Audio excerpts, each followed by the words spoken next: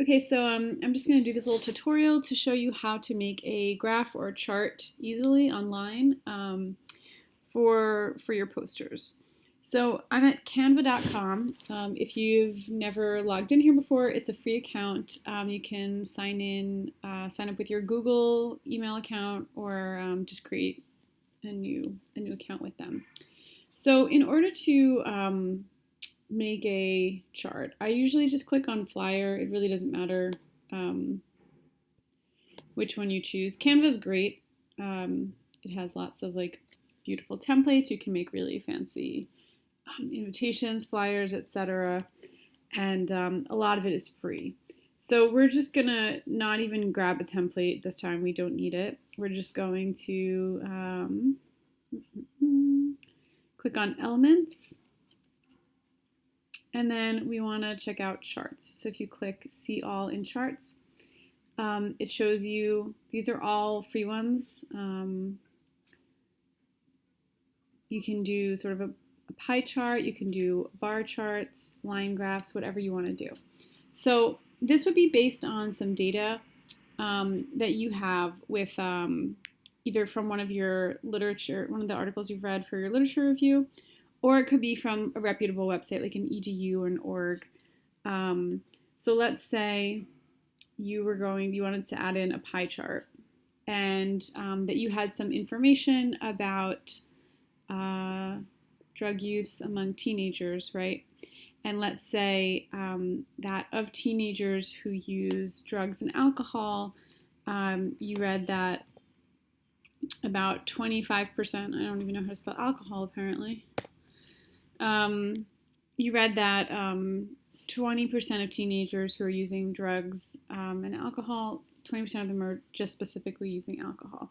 So once you click on the chart, this little section pops up, and you can add in as many lines as you want, and then you put in your own percentages. Okay, so now you can see that as I added that in, that changed to take up a bigger portion there. So now, I want that to be percent. And let's say then we found out 50% of teenagers are using weed. I don't know, what do the cool kids use? Psychedelics. Say it's 15%, and what is this? We've got 50, 60, 70, 85.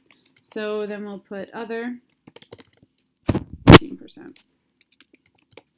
And then if we're not using this category, you can just delete it. And there we go. It's made us in like 2 minutes a chart that shows the different drugs that a teenager might be using. And then you can save that. So you can download it. You can also add like a color to the background if you wanted to. Let's see, how would you do that? Background.